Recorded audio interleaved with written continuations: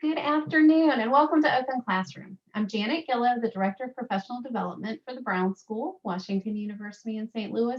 So happy to have you with us as part of today's program.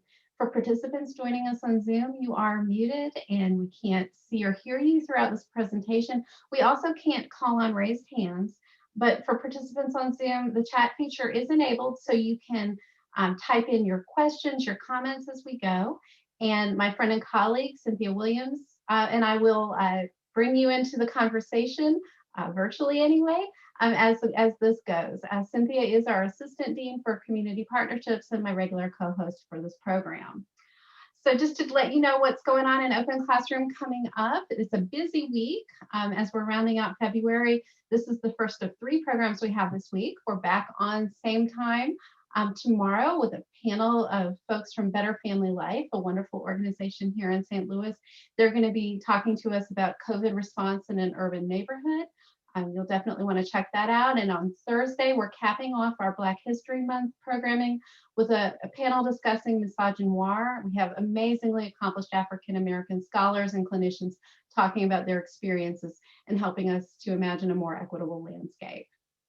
And then just to sort of preview, looking forward to March, we're going to be busy again.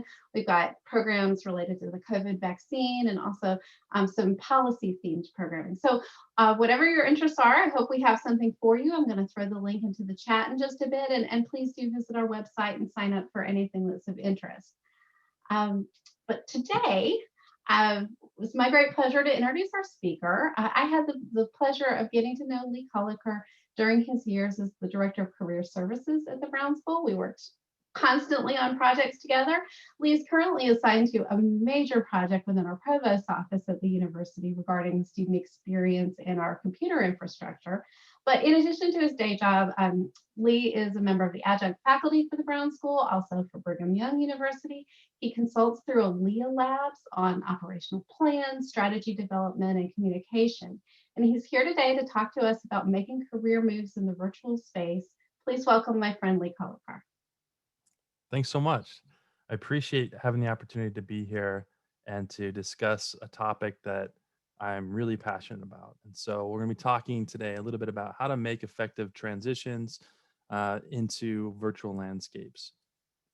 Okay, perfect. Yeah, hopefully everyone can see everything, see my PowerPoint. All right. And so one of the things that, so I just wanted to quickly start off. Janet gave me an introduction, and I've been at WashU for about 6 years.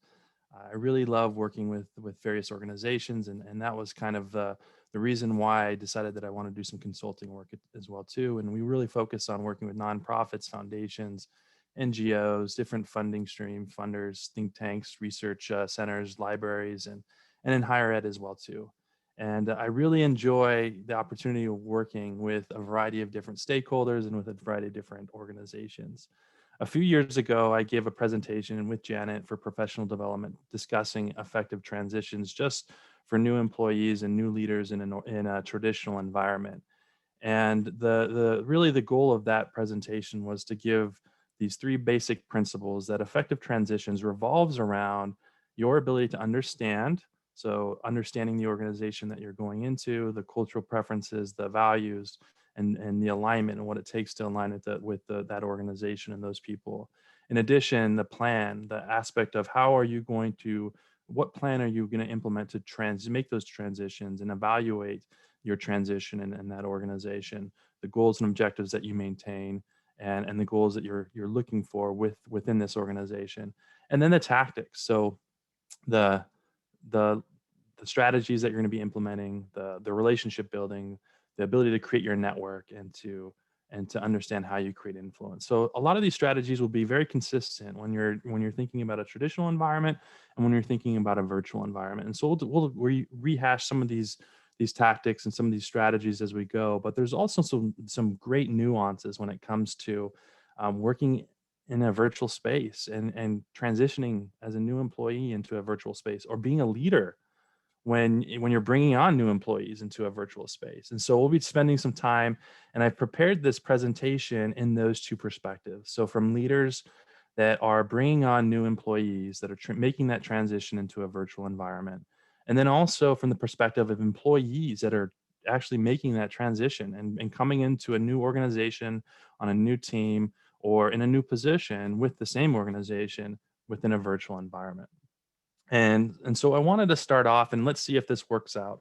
I want everyone, if they can, to in the chat to just put one word that describes their experience thus far working virtually. Let's see if we can just kind of get some one word ideas and see if I can see that.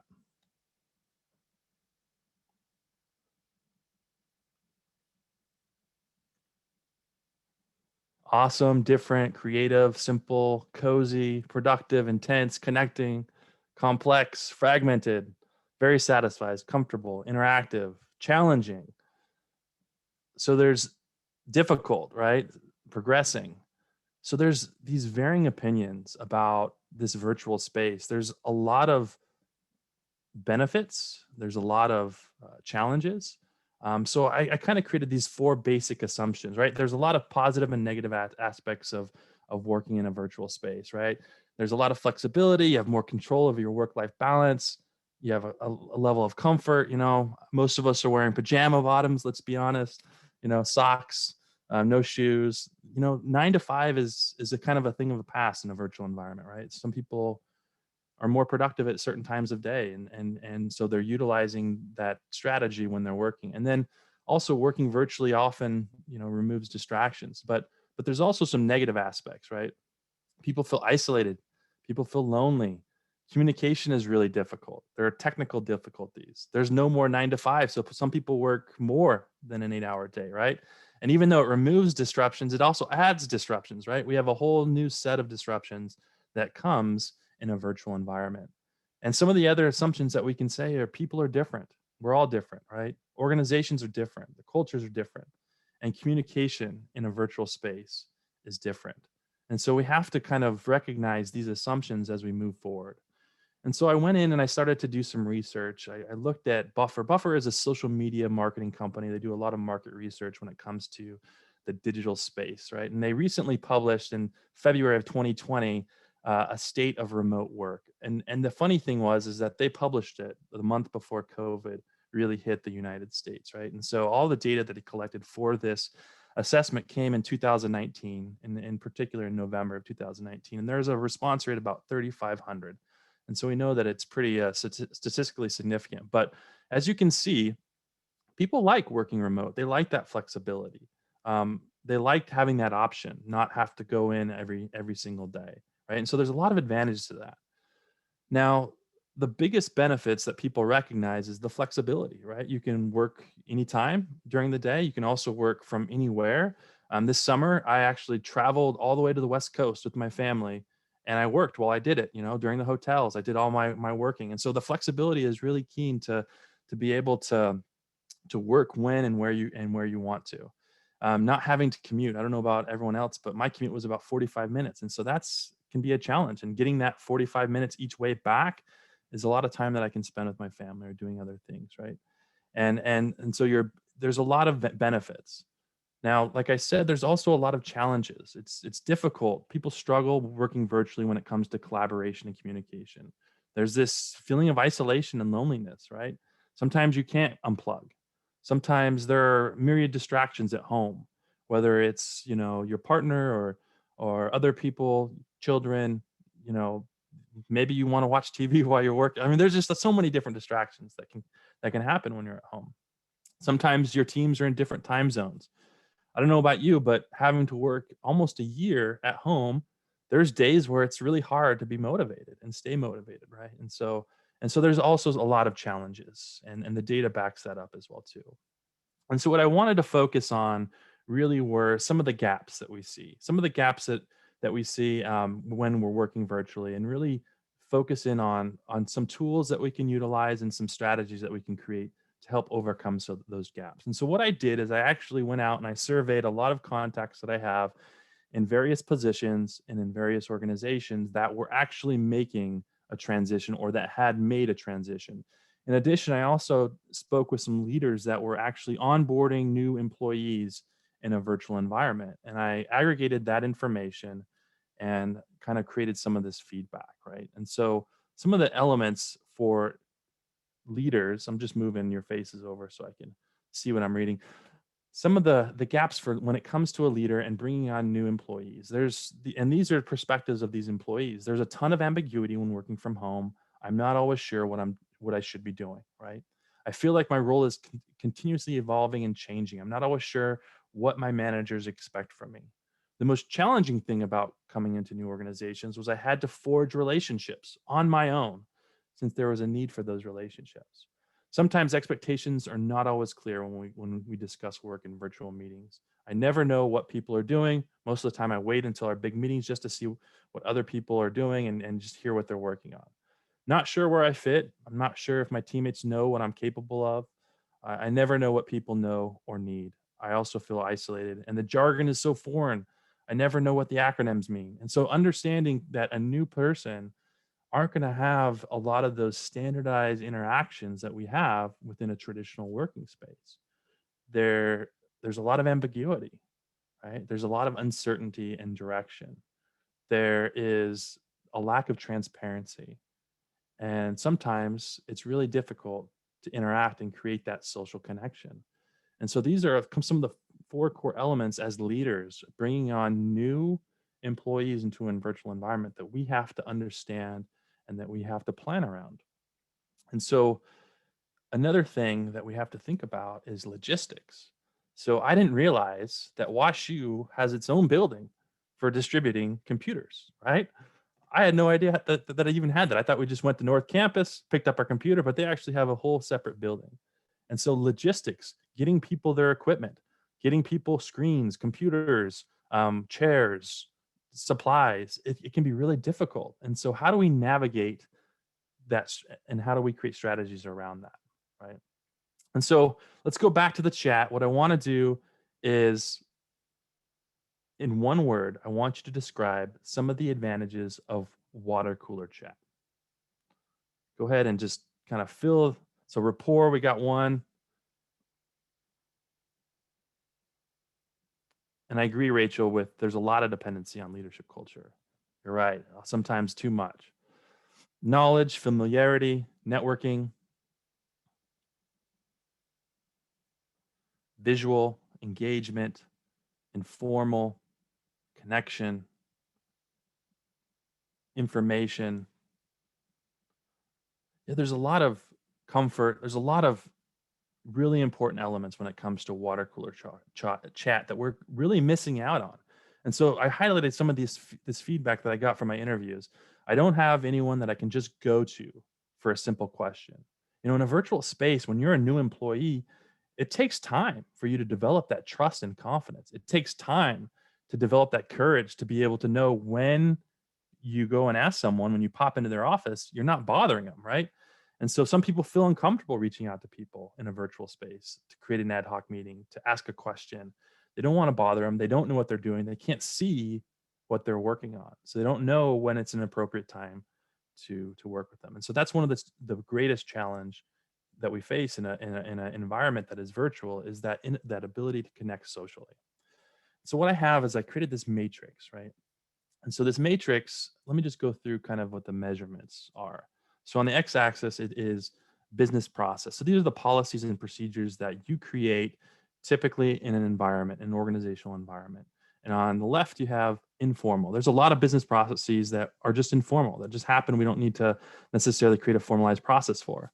And then on the other side, there's a lot of formality. There's a lot of policies and procedures that we have a formalized process for because it's important. And on the y-axis, you have the control, right? And what I mean by control, I don't mean like micromanagement. I don't mean like controlling the environment. What I mean is the ability to manage a process to control risk, right? So you need to facilitate as a manager this process in order to control or mitigate risk versus just having a hands-off approach. So every organization's different. Every culture is different, right? Most organizations, when you're working in a traditional space, when it comes to social connections, you're more of a hands-off approach, right? There's an informal process. You have the water cooler chat, right? People can go in and build relationships on their own time. You can go grab a coffee or whatever it may be. People can go and ask for mentorship. on their own in an informal process. So all organizations kind of fit all across the board on this matrix. However, in a virtual space, you have to control as far as the risk of not facilitating and formalizing these processes, right?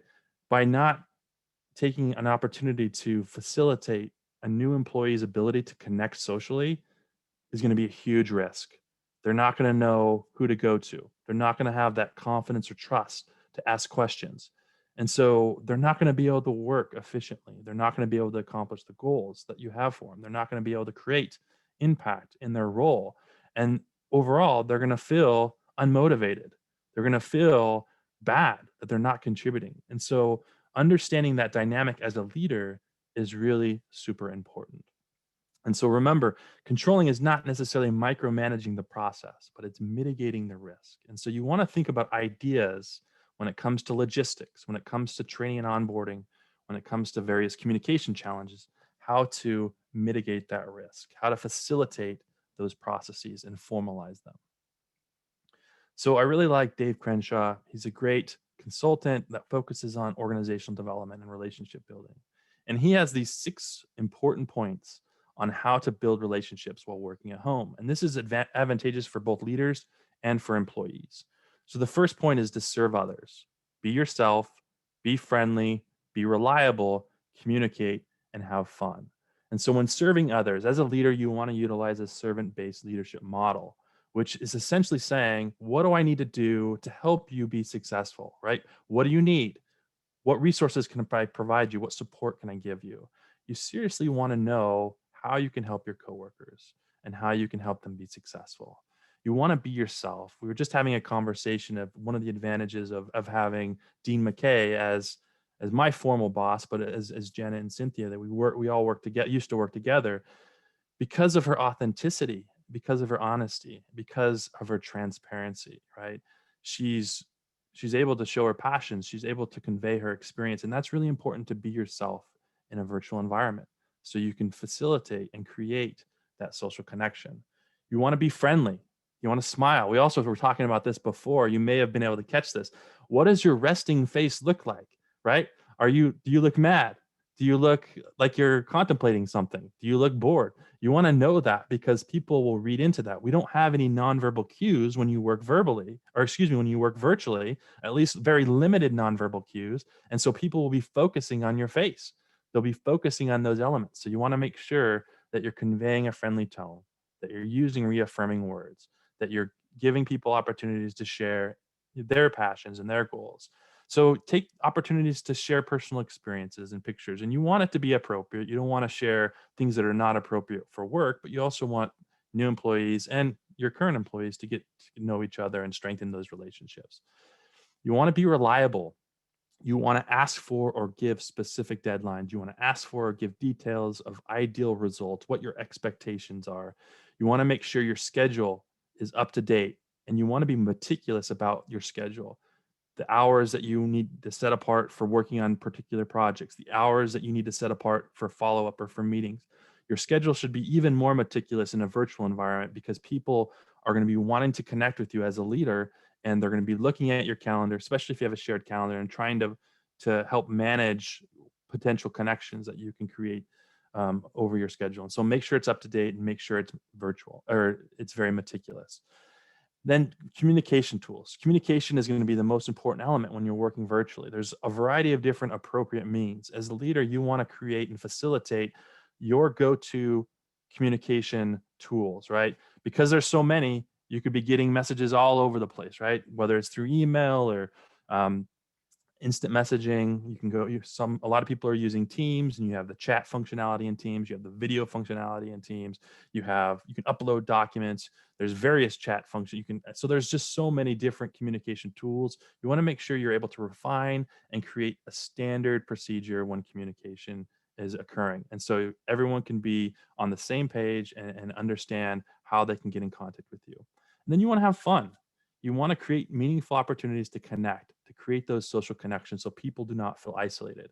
Whether it's a virtual water cooler talk, team building exercises or activities, volunteer activities, fun virtual backgrounds. There's a lot of different ideas feel free to brainstorm and think of fun ways that you can create a positive working environment. Now, some people may be over Zoom, right? They're already on Zoom enough. And so think of other ways that you can do that, whether it's a social media wall.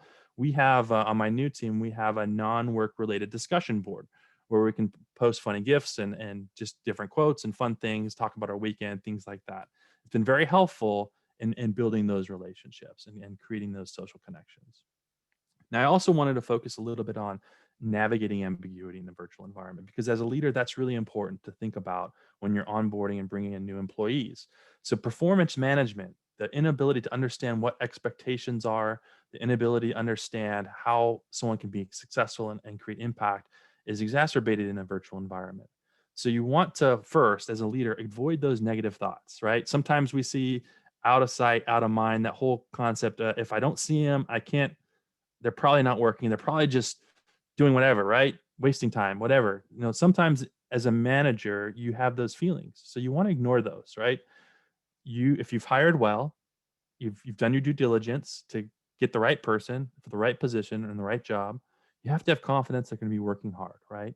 And so sometimes it's just about providing those clear expectations and creating clear frameworks where you can celebrate accomplishments so you can know what people are doing, so you can build that level of accountability and you can track progress towards goals, right?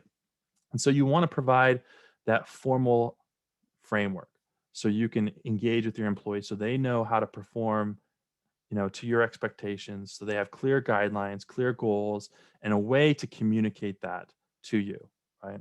And so you want to provide that framework and make sure you're providing formalized resources for training and for teams for that development, and as well as that jargon, right? We went into that jargon. When new people come in, they don't understand those acronyms, they don't understand some of the language, so you want to make sure that you communicate what that means, those terms, and so also make sure you have those logistics set up. For social connection, it's really important to facilitate that, to be able to create some formalized ways where people, new teammates, can create those connections. So when they're first starting out, you may want to have more regular one-on-one meetings. You may, in more regular meetings, instead of scheduling 60 minutes of content and 60 minutes of meetings, you schedule 45 minutes of content and allow for 15 minutes of personal connection, that social connection, that social interaction. So you want to create these opportunities to build that camaraderie. You want to provide opportunities for people to ask questions, and you want to create that resource where people can communicate, where they have those tools and resources there and available. So final thoughts for leaders that are onboarding new employees. You want to make sure you're intentional about onboarding and training. You want to organize logistics. You want to help new employees with the jargon. You want to be more intentional at helping employees build network connections. You want to create a mentoring program to build trust and confidence and/or team-based projects. You want to utilize a suite of communication tools and cloud-based resources. You want to make space in meetings and throughout the week for social connection. You want to be inclusive. Make sure that you're thinking about how to be inclusive. You want to formalize a process where employees can communicate their work and accomplishments, and leaders communicate their expectations and goals. Now, I want to switch gears a little bit, and I want to think about from the perspective of a new employee coming into a new organization and thinking about some of those gaps that we may be seeing when we're joining those new teams. And so I'm going back to the survey that I worked with some of those new employees that I met with that were making that transition or had just recently made that transition. And here's some of their quotes. It was more difficult to know how I did in interviews because, and I'm assuming it's the lack of nonverbal cues, right? Sometimes I could tell people were not paying attention to my answers, right? And so that's sometimes a challenge when we're on a virtual space and we have our phones or we have other things that may distract us, right? Onboarding was a huge challenge, and there was no training set up at all. And there was only one or two people I could go to with questions after I was trained. I felt alone. I'm still trying to figure out if I'm meeting my boss's expectations. It is also difficult to know how to help my team. And then I asked specifically about how they knew it was the right position in the right organization. Some people, they're very pleasant. They're able to just depend on the tone and the kindness of people. They smiled and asked questions, and it gave them more confidence. Some people just say, you know what, I'm going to give an organization a year, and I'm confident that I'll be able to prove myself in that time. If I don't feel like it's a match, then at that time I can look for new opportunities, right? Some people are just in a position where they don't have a lot of options. Maybe they were laid off, or maybe they were furloughed. And so that could be an only option that they have, and so they took the risk. And so for a new employee, the things that are really challenging, these gaps, are finding the right fit. How do you know this is the right fit for you? Meeting expectations, building confidence, and creating impact. And so we're going to be talking about some tactics that we can use as new employees on how to fill those gaps. So let's just start off by some basic assumptions. Managers, their job is essentially to manage productivity and outcomes, right? They have metrics, they have outcomes that they have to attain, and they have people that they're responsible to. Now, not being able to physically see people when you're a manager may create a conflict in that sense of responsibility. They may feel that that people may not be as productive, outcomes may not be as strong because they don't know what you're doing. They can't go and walk and see or touch base or check on you, right? So we have to know that. We have to also know that managers are not trained to manage in a virtual environment most of the time, right? This is new for a lot of people. There are some organizations where you can work and telecommute, and that's relatively common, but not to this level and not to this extent where you are for an entire year, most of us working virtually, right? And then managing a virtual environment, I just went through that matrix, which says, okay, we need to make sure that we're formalizing more of these business processes and we're facilitating this. I just threw a lot more responsibility on the manager's shoulders, right? And so that could be more challenging. So there's a lot more effort. And so you have to have sympathy for that, right? Okay, back in the chat, let's go. One word. What is the most important thing that you consider when you're thinking about organizational fit? Go ahead and pump in some one word answers to that. What are some of the things? Diversity. That's a great one. Feel free to add some fit, inclusion, equity. That's great. Mission, friendliness, culture, vision, ethics, integrity, communication, reputation. These are all excellent ideas, right? Ethics. So these are all really important.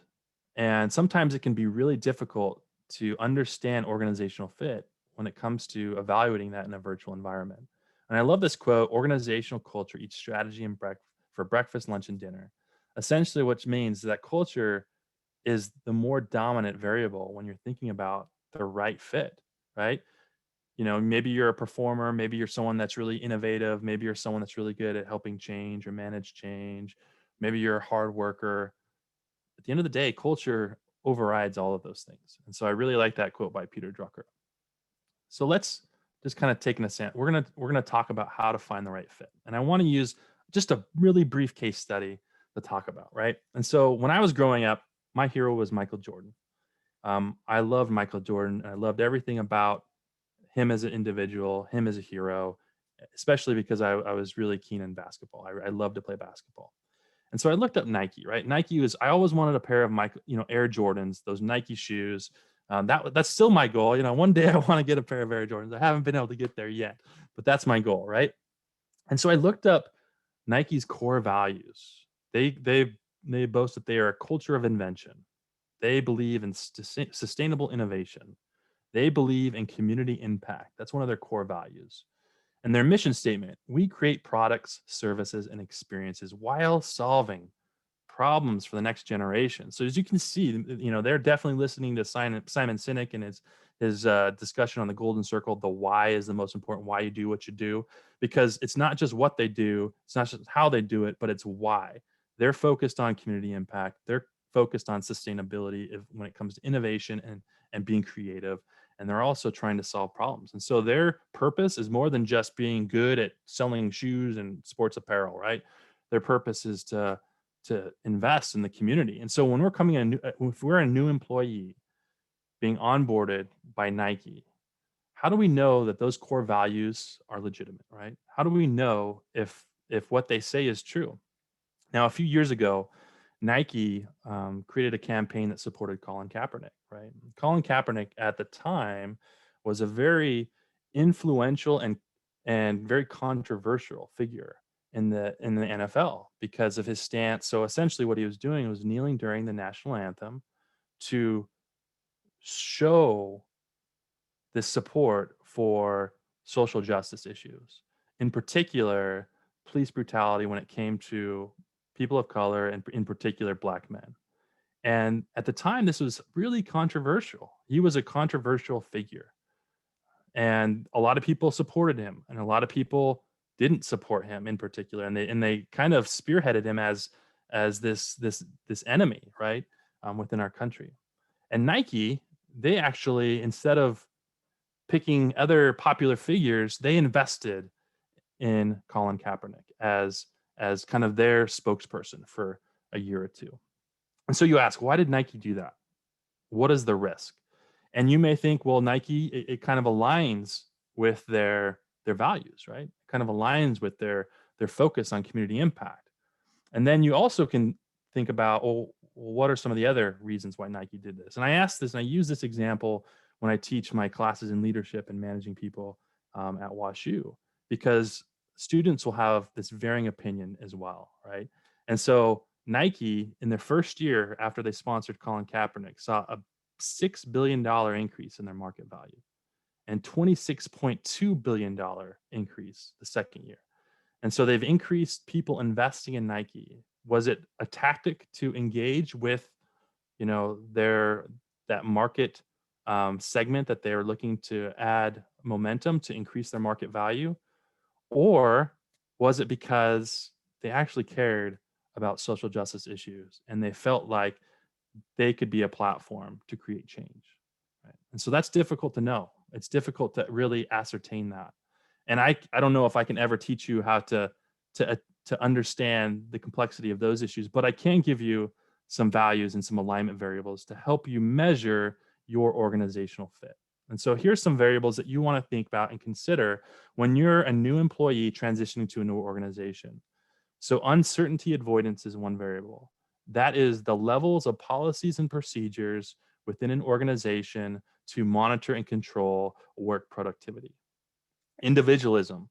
This is something that you'll see. There's usually individualistic ideals or collective ideals. And so when you're in a job interview and you're talking about the organization and people are using the word I, you know that there's a lot of individualism in that organization. If people are using the word we, you know there's a lot of collectivism. And so you can ask questions and you can create situations where you can evaluate this, whether they're individualistic or collective.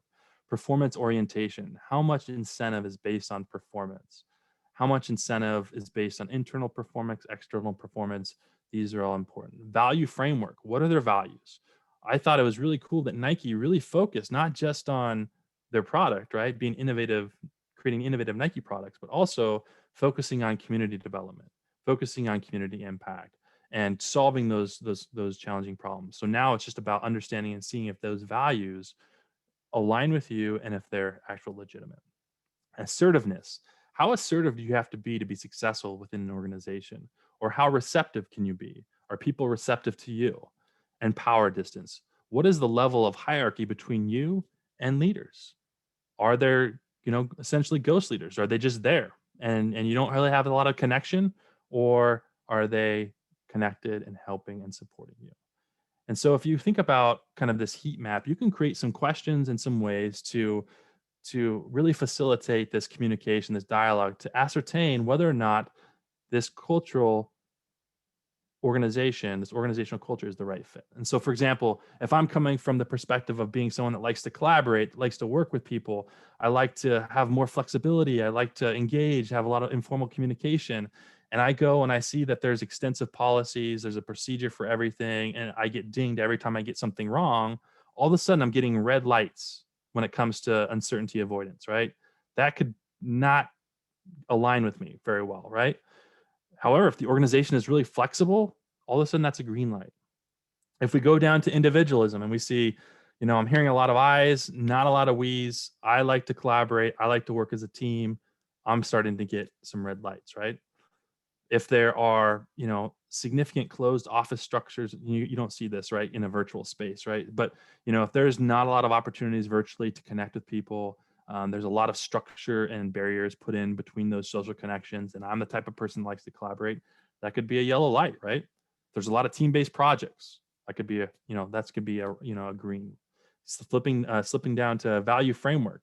If this organization conveys a results-oriented structure for their value, that could be a red light if I'm more focused on diversity, community impact, things like that. And so you want to create your own cultural evaluation framework that's important to you to measure that alignment. And you can measure that throughout the hiring process and throughout the onboarding process by asking questions and by being observant and monitoring how people are interacting with you and with others. In addition, another step that you can take is you can go to LinkedIn. There's this really fancy feature that if you go to WashU or any type of school where you went to and did your education, every school will have a page where you can go and see alumni, and then it will show you where they live and where they work, and you can reach out to those alums. I do it all the time, and if they don't respond, that typically means that they're busy, but if oftentimes they will respond and do that, and you can do an informational interview and ask these questions to be able to evaluate this organizational culture, and ask them kind of get that inside information about that organizational culture and that value alignment. So I want to move on. I know I'm running short on time. I want to talk a little bit about creating influence, right? And how we create and receive influence. Now, there's different techniques that people use, and a lot of these things we can discern through our emotional intelligence, right? So the techniques that people use to create influence are rapport, pressure, logic, exchange, involvement, coalition building, and authority and inspiration building, right? And so people can create influence through a lot of different attributes as well too. Their expertise, their likability, how hard they work, um, the alignment, the friendliness, a variety of different ways that you can also create this influence. But I just want to kind of go through a little story on how these are so important as far as how to understand them and how to utilize them. So let's take my son Asher. My son Asher is 13. He has some issues with food. He grew up with food allergies. This has really kind of affected how he processes new food, how he tries new food, and he has some textural issues when it comes to food. And so it seems like almost 3 or 4 times a week we are grappling over him trying a new food, right? Or trying something that we think is normal, but for him it's a huge step. And so I can use rapport. I can say, Asher, we are best buds, dude. I love you, man. You can try this new food. It's going to be great. You're going to like it. We're friends. You trust me. I trust you. I promise you'll like it, right? So I can use that to influence him. I can also use pressure. I can say, Asher, I'm going to give you to the count of 10, and you better try this new food. You do it right now. Come on, you got to do it. You got to do it right now. And I put that pressure on him. I can use logic, and I can say, Asher, you want to grow to be big and strong and healthy. The more healthy food that you eat, then the variety of nutrients that you get will help you attain that goal, right? I can use exchange. I can say, Asher, here's $5. I'm going to give you $5 to try this chicken. Here's some $5. Try the chicken, right? I can use involvement. I can say, Asher, let's cook some dinner together. Let's work together. We're gonna make this chicken. We're gonna make this food. Come help me, and we can do this. I can use coalition building, right? I can get all his siblings and my wife and say, Asher, you can do it. We believe in you. Come on, and just gang up on him. Or I can use authority. I can say, Asher, I am your father. You've got to listen to what I'm saying. Try your food. Or I can use inspiration. I can say, Asher, I believe in you. I believe you can do it. I can believe in you. You can eat your food. Which one do you think works? It depends on the person. It depends on how they receive influence. For Asher, it's involvement and exchange. And for the longest time, it was involvement. Like I had to incorporate him in the process so he could see what went into his food, so he could see how the textures were manipulated and changed. Now I realized that at first he wouldn't respond to exchange. I offered him $10. I offered him $20. He wouldn't do it. But I offered him a PS5. All of a sudden, the game changes. We have a deal with that, right? If he can gain some weight, he gets a PS5. So the point is that we all receive and influence others our own way, right? And so you want to use your emotional intelligence to understand what are your go-to tactics. How do you influence people? Are you using rapport? For me, I like to use rapport. I like to use logic. I like to use involvement and coalition building. I don't like when people use authority on me. I don't like using authority on other people, right? So as a leader and as an employee, thinking about influence and how you can create influence in a way that is positive and that's reinforcing and that aligns with your influence style. And let's see what I have with time. I just have a few more minutes. I want to just kind of go over two more concepts with everyone. And so there's a way when you're moving into new organizations as an employee to map stakeholders, right? And so when you think about stakeholders, you want to think about some technical benefits of actually connecting and building those relationships. So this formula that I'm going to teach you will help you when you're preparing messages or presentations. It will help you when you're building your network or seeking mentorship. It will help you when you're understanding the organizational politics of a given team or organization. It's going to help you to understand how to anticipate reactions when you're presenting information or you're working on projects from teams, from committees, stakeholders. It's going to help you when you are thinking about new programs or innovations, things like that. And it's going to help you when you're building your political power. But essentially, what it's doing, it's breaking down individuals based on their power and their stakes, right? And so, thinking about power, I just want to flip to this slide. There's all various types of sources of power, and sometimes we see power as a negative connotation. And there's a lot of power that creates a lot of negative reaction and oppression and things like that. We're going to think about power in a way that we can actually work with in this context, right? And so you have different levels of power. You have authority-based power or legitimate power. This comes from job titles, right? This comes from, that's a title-based power. You have reward power, the ability to create rewards. You have coercive power, which is, power through punishment. You have resource power, so power based on resources that you control, power over environment, and you also have personal power, right? So you have referent power, which is your ability to create relationships through your personality, through friendship, through your personal identification, through reputation, through your charisma.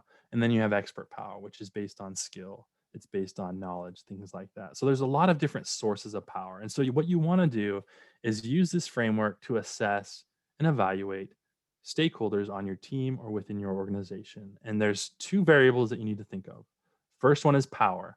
So you can never have negative power. You can only have power or no power. And so, oops. And so I usually will create a framework from 0 to 5, 0 being the no power and 5 being maximum amount of power. And you can use whatever framework you want, but this just works for me. I like numbers. I'm a numbers person. When it comes to stakes, you have positive stakes and you have negative stakes. And so I use the same formula. Positive stakes are 1 to 5, negative stakes are -1 to -5. Some people may not have any stakes, right? And so that may cancel out. And it's just a simple mathematical formula. So if someone's power, maybe they're a mid-level manager, so it's a 3.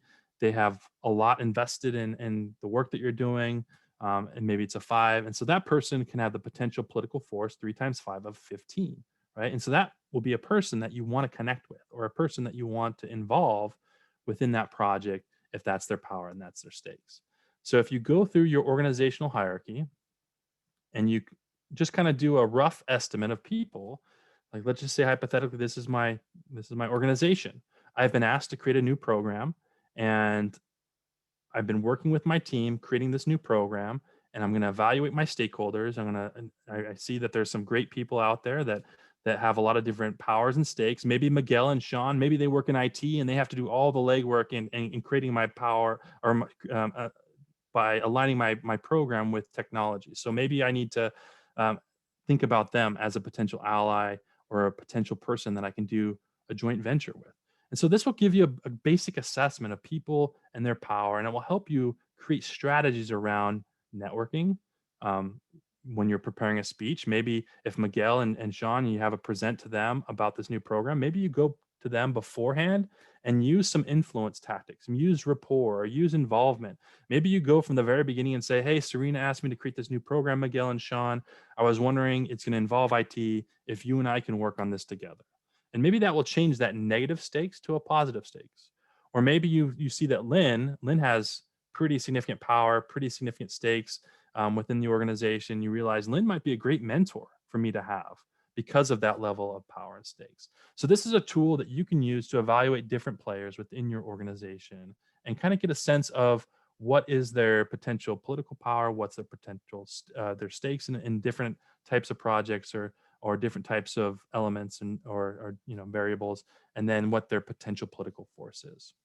So the last thing I want to talk about really quickly is managing up. And so managing up is really important in a virtual environment for new employees.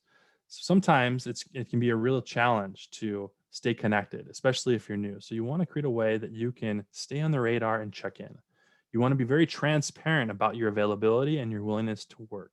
And so making sure your calendar is updated and that you're connecting to your leaders and your fellow teammates.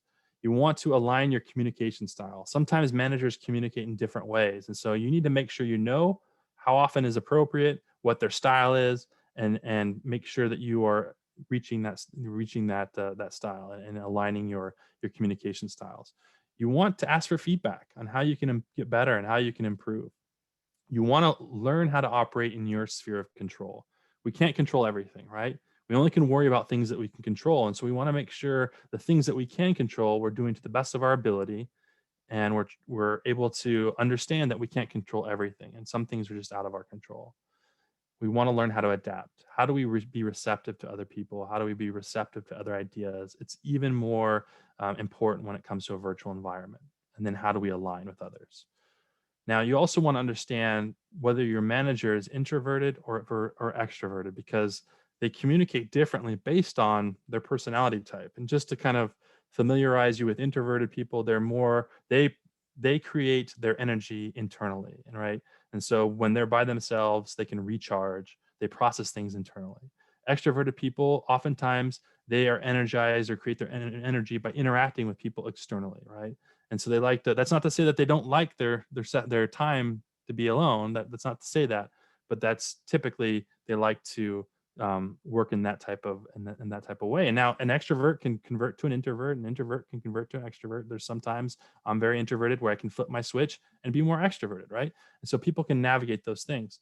But you want to be sensitive as a new employee of these different personality types, because as an introvert, you may want to learn their go-to communication, because it may not be in ad hoc meetings. It may not be in your team meetings. It may be through email or one-on-ones or IMs or text, right? Um, you may have a question. You may want to do an ad hoc meeting, and you may want to email that person ahead of time so they're aware of that. You want to maybe they may not be the type of person that reaches out very often, and so you want to make sure that you're sending them weekly updates and weekly reports, right? And give them time to respond. On the other side, an extrovert, you want to engage with them. You want to participate in their meetings and participate in their brainstorms.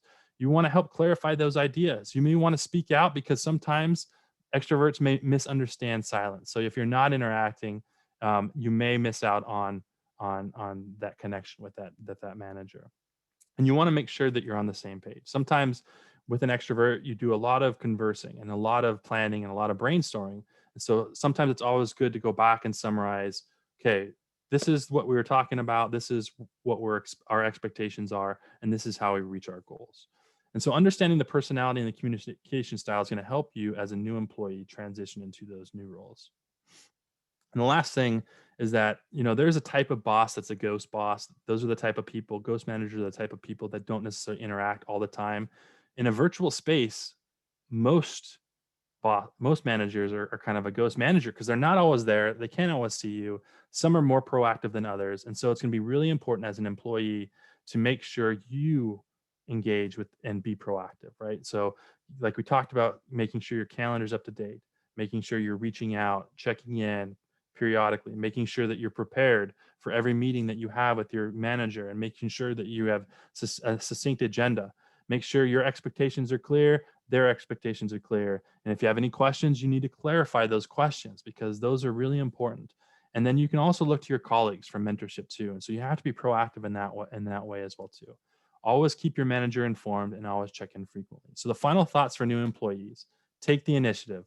Don't wait for your manager. Focus on relationship building. Stay connected. Align with your communication styles. Don't hesitate reaching out to people with questions. Most people will give you the benefit of the doubt, especially when you're new. And so it's perfectly fine to reach out with questions. Don't feel intimidated.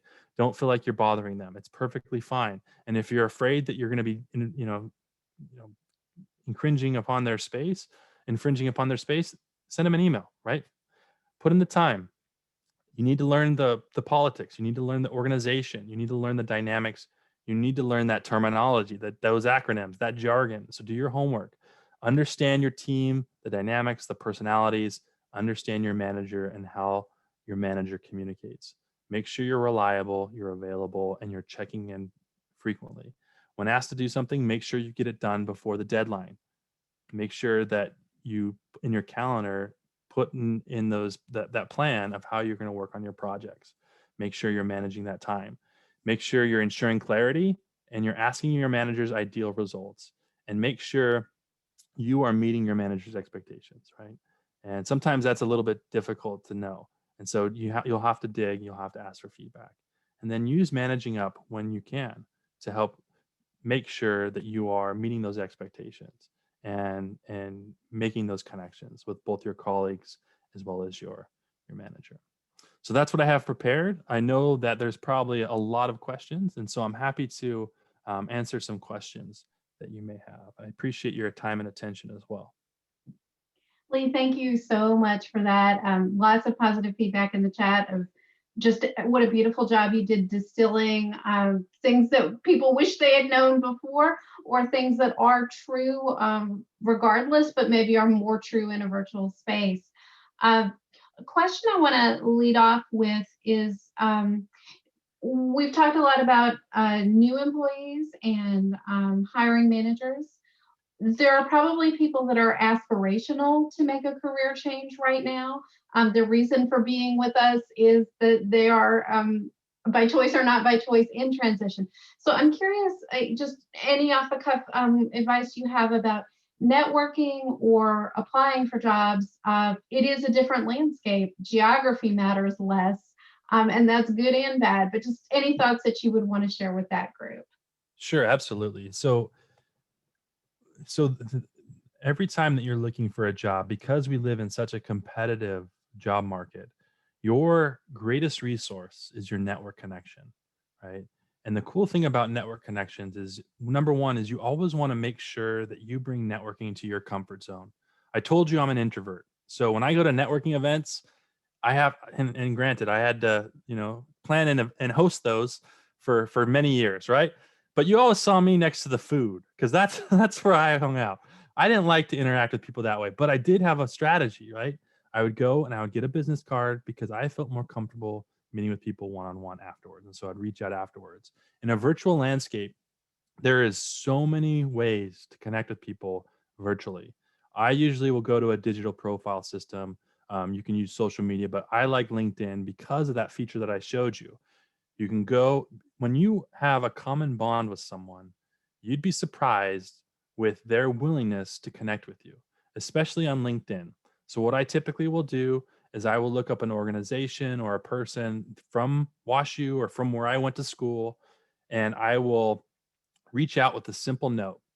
Hey, I noticed that you were a fellow alum of WashU or Brandeis. I just wanted to connect with you on LinkedIn. That would be my first pitch. If they respond and they actually connect with you, then I reach back out to them and I say, hey, I've been interested in that organization. I was wondering if you have a few minutes to answer some questions that I have. But you want to bring networking to a place where you feel comfortable, and virtually you can do it over Zoom. You can do it over, text, email. There's so many different options, but the network is still going to be your strongest resource when it comes to finding a job. Now, what I would do right now is make a hit list. I call it an organizational hit list, but it's a list of organizations that you have been watching for a long time that you think it would be pretty fun to work there. Start there, then start with your network connections and look at ways that you can create network opportunities within that organization. My hit list, I still have one today, even though I'm happy in my job, is I have a list that maybe has 20 or 25 organizations that I'm watching what they're doing. I'm seeing kind of, the strategies they have. Nike's on there, believe it or not. And I've created those connections over time within those organizations, right? And I usually get about a 70 to 80% response rate when I reach out to people on LinkedIn and do informational interviews. My goal was last year was to do one informational interview a week, and I was successful in doing that. And most of those were fostered through LinkedIn. And so that's where I would start. If you're going to go and apply for applications, that's another way to do that. But you're going to have the market average normally is about 10 to 1. So for every 10 applications that you apply for, usually you'll generate one job interview. And that's without having any network connections, right? Through COVID, it's probably more like 12 or 15 to 1, just because of how competitive it is, because of furloughs and layoffs, things like that. And so that's really a huge challenge. But if you have a network connection, that ratio jumps up to 2 to 1 or 3 to 1 when it comes to application to interview, if you have a network connection on the side. So moral of the story is use social media, network with people virtually, make a hit list of organizations that you want to work for, and target specific connections within those organizations and generate those relationships. People want to hire good people, and there's often incentives for employees to bring people that they know into an organization. And so you can work with that, and you can work with those organizations that have those incentives, and try to create those job opportunities that way. That's great. Thank you so much for that. You did a beautiful job in your talk acknowledging that the virtual landscape has really required more of managers than ever before, or at least it may have, as far as the need to be more intentional and more clear. I'm curious, or I'd love to ask you to speak a little bit more about, in an ideal world, managers would give their direct reports time-bound, clear, measurable goals. That is confounded when the targets are constantly changing, as many of us have experienced over the last year. Hopefully that's settling down. But I'm just curious for any thoughts you'd offer folks that do have direct reports. How do you assure people that their contributions are valued, even when you can't tell them you're on track for a goal because I don't know what the goal is, or the goal is changeable? Yeah. No, that's oftentimes difficult, and I do see that things are changing all the time, right? Yeah, we're planning to go back to work on this date, right? And then the next week it's a month later, and a month later. So things are changing. But focus goals, you want to think about how you can create goals that demonstrate impact, that create buy-in, and also create accountability that may be more controllable when it comes to timeframes, right? And so, instead of saying, we want to create a goal of coming back and bringing everyone back to work. This is our goal and this is our date. These are the objectives that we need to do that, to meet this objective. Maybe you don't have that objective of when we should come back, right? Maybe the goal should be, okay, we're going to focus on these particular objectives by this date. And if we can accomplish these objectives, it will help us to be able to come back whenever that date is. Does that make sense? And so instead of, you want to be able to control what you can control and create impact where you can create impact. And so what I usually will do is create a way, usually through operational a plan with key performance indicators that measures the impact of your team that's contributing to a greater goal, a greater alignment. And if it is a date that is not necessarily controllable, then you can either try to mitigate that and just say, you know what, we're still working for it, it's still happening, or you can just kind of focus on goals that you can control and that you can measure, and you can develop that accountability. That's kind of what I would do personally. And because sometimes, like for example, I can't always control, like when I first started at the Brown School, I created an operational plan at the very beginning. And, we had a lot of goals of increasing public health. We had our Impact 2020 strategic plan. A lot of those goals couldn't control, or I couldn't control the timelines, but I could control the goals that aligned with those goals, right? And so my goals were more focused on, okay, what is the work that me and my team can do? Well, how do we measure our impact? And how do we communicate that we are contributing to those overall goals? And so focus on the things that you can control and the times that you can control. Lee, I'm going to we only have we're really at time, but I just want to leave a last minute question that takes the conversation in a different direction. And that is that the virtual landscape really provides an opportunity for all of us to understand what it's like to be in the shoes of people who experience marginalization like racism, ableism, classism. I'd like for you to, if you would think about it, maybe you can't answer it right now, but how do you think that we can use the virtual landscape to navigate or improve relationships within the working environment? I know that's a lot, but that's what's heavily on my mind. Yeah, I think that part of it is having those conversations and really addressing those issues. I think oftentimes we think that that may not be appropriate to have those conversations in a working environment, when in reality that's the most important place that you should have those conversations, especially if you're an organization that embraces diversity, if you're an organization that has um, strategies and goals to help increase the overall diversity of your team. And so one of the things that I would think about is, how are you, one, what are your communication challenges or channels that you're utilizing, and how are you effective in those areas? So one of the things that we can do is thinking about diversity, equity, and inclusion training, bringing more of those trainings into our environment, helping and develop our team's knowledge and participation in those areas. And so, I talked a lot about that sometimes we're missing out that social connection, and it's really hard to create that social connection in a virtual space. And sometimes we need to just come together and have discussions that are not related to work, but related to our communities or related to our world. That's a great opportunity to create those training opportunities within your environment, right? I know that you and I attended Crossroads training, and that was an amazing experience for me. It was part of work, and it totally opened my eyes into things that I had never considered before, and how I could be better at creating more diversity, equity, inclusion in my working environment, right? And so I think it's being brave and having those conversations and making space to do that and to have those conversations. Thank you, Lee. No problem. Back to you, Janet. Thank you so much. As always, we can spend an hour and make it feel just like a minute, but we are at time.